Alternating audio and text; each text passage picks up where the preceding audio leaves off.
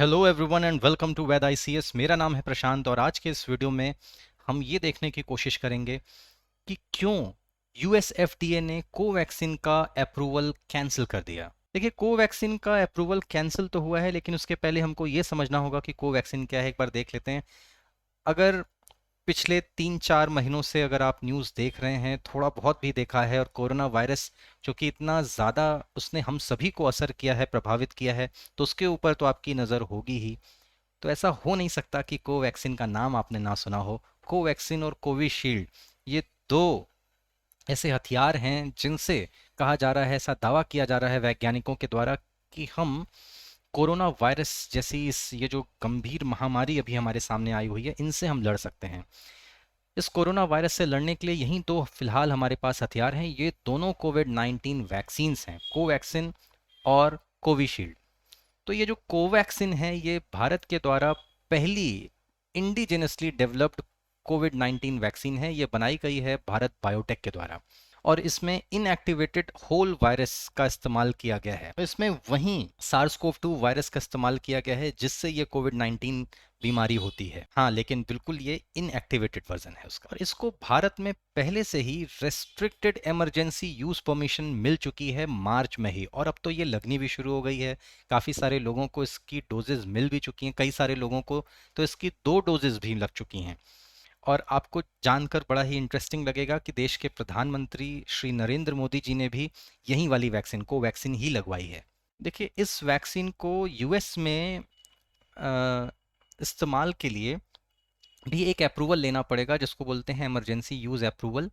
और ये approval Covaxin के जो डेवलपर हैं भारत बायोटेक, उनके यूएस पार्टनर ऑक्यूजेन, ये एक कंपनी है, उन्होंने अप्रूवल के लिए अप्लाई किया था यूएसए में। आयो ऑक्यूजेन जो खुद एक बायोफार्मास्यूटिकल कंपनी है, और वो जो अप्रूवल के लिए अप्लाई किया गया था, उस एप्लीकेशन को रिजेक्ट कर दिया गया, उसको कैंसिल कर दिया गया है। तो ये क्यों, आखिर इसको यूएस का जो एफडीए है, यानी कि फूड एंड ड्रग एडमिनिस्ट्रेशन, क्यों उसको रिजेक्ट किया है, ये देखते हैं।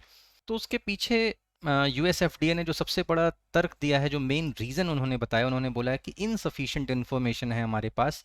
इनसफिशिएंट इन्फॉर्मेशन प्रोवाइड कराई गई हैं, जिसकी वजह से हम ईयूए यानी कि इमरजेंसी यूज ऑथराइजेशन ये नहीं दे सकते। हाँ, लेकिन अगर कोई इसके फुल लाइसेंस के लिए, यानी कि बायोलॉजिक्स लाइसेंस एप्लीकेशन के लिए हमारे पास में आता है और सफिशिएंट इन्फॉर्मेशन हमारे पास होती है, तो हम कोवैक्सीन को अप्रूवल दे सकते हैं। देखिए, अपने फीडबैक में जब एप्लीकेशन लगाई गई थी अप्रूवल के लिए ऑक्सीजन के द्वारा, तो एफडीए ने अपने फीडबैक में बोला कि हमें कुछ और एडिशनल इन्फॉर्मेशन और डेटा की ज़रूरत है। तो ऑक्सीजन ये पता करने की कोशिश कर रहा है, ये समझने की कोशिश कर रहा है एफडीए के साथ में मीटिंग्स करके कि कौन कौन सी ऐसी इन्फॉर्मेशन है जो कि उनको चाहिए, क्योंकि फर्स्ट 3 स्टेजेस ऑफ जो क्लिनिकल ट्रायल के डेटा हैं, वो तो उनको प्रोवाइड कराए गए थे, क्योंकि उन्हीं डेटा के आधार पर भारत में उनको इमरजेंसी यूज़ परमिशन मिली हुई है। अब यूएसए का जो रेगुलेटर है एफडीए, उसको कौन से और एडिशनल इन्फॉर्मेशन और डेटा चाहिए, वो भी नहीं पता। उसी को पता करने के लिए डिस्कशंस का दौर चल रहा है, और वो इसलिए भी अभी डिस्कशन कर रहे हैं कि पता चल जाए कि वो कौन कौन से एडिशनल इन्फॉर्मेशन है, तो बीएलए के लिए अप्लाई किया जा सके। लेकिन एक बात और भी है कि बीएलए के लिए जो एप्लीकेशन अप्रूव होती है, उसमें टाइम बहुत ज़्यादा लगता है। तो अब इनको बहुत ज़्यादा मेहनत करनी पड़ेगी नए सिरे से बीएलए एप्लीकेशन को पास कराने के लिए। और देखिए, और एक बात है इसमें समझने वाली कि इंडिया में ईयूए मिलना आसान इसलिए भी था क्योंकि इंडिया के पास उस समय कोई दूसरा विकल्प भी नहीं था। भारत में और कोई वैक्सीन नहीं थी। दुनिया में बहुत कम ही देशों ने ऐसी वैक्सीन्स डेवलप की हैं।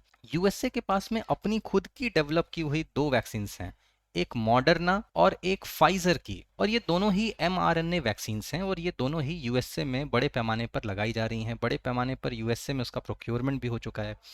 वहीं अगर भारत की बात करें, तो 2021 के शुरुआत तक भी भारत के पास कोई भी वैक्सीन नहीं थी। तब हम लोगों ने इमरजेंसी यूज़ अप्रूवल दिया 2 वैक्सीन्स को। सबसे पहला था एस्ट्राजेनका, ऑक्सफोर्ड और एस्ट्राजेनका के द्वारा बनाई गई कोविशील्ड, और दूसरी जो हम लोगों ने अप्रूवल दिया, वो भारत की अपनी स्वदेशी वैक्सीन वैक्सीन कोवैक्सीन को, जो कि डेवलप की गई है भारत बायोटेक के द्वारा। तो देखिए, जब किसी के पास में कोई चीज़ नहीं होती है, तब वो एक दो चीज़ों में कॉम्प्रोमाइज़ भी कर सकता है। यूएसए के पास में ऑलरेडी 2 ऐसी वैक्सीन्स हैं जो कि बहुत ही अच्छी वैक्सीन माना जाता है उनको, बहुत ही ज़्यादा एफिकेसी है, 90% से ज़्यादा एफिकेसी इन दोनों वैक्सीन्स की हैं, और उसकी पर्याप्त मात्रा में सफिशिएंट अमाउंट में उसका प्रोक्योरमेंट भी हो चुका है।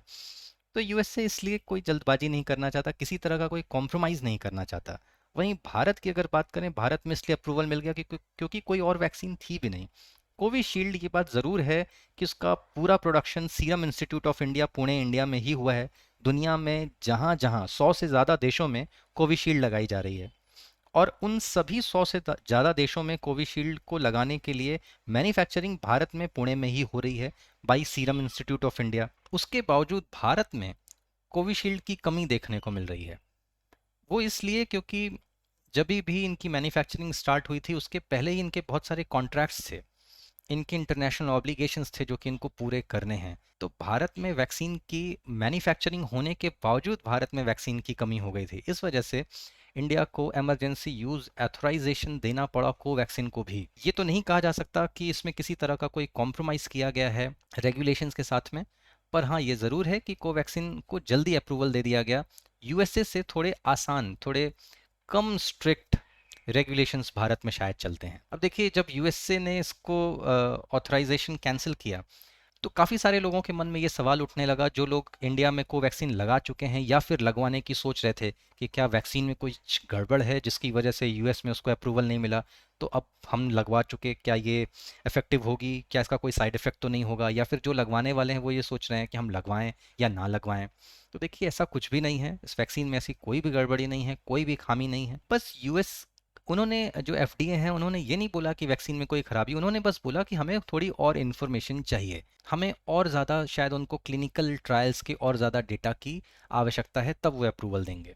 लेकिन आप ये बात जान सकते हैं कि अमेरिका के ही बहुत बड़े दिग्गज वैज्ञानिक मिस्टर एंथनी फाउची ने भी भारत की बनी कोवैक्सीन को सेफ बताया है, और उन्होंने बताया है कि दुनिया में कोरोना वायरस से लड़ने के लिए कोवैक्सीन भी बाकी की वैक्सीन्स की तरह ही एक बहुत ही कामगर हथियार साबित हो सकती है। तो यूएसए में अप्रूवल आज नहीं तो कल मिल जाएगा, लेकिन फिलहाल भारत में इसका अप्रूवल मिला हुआ है, तो बिना किसी हिचक के आप कोवैक्सीन लगवा सकते हैं।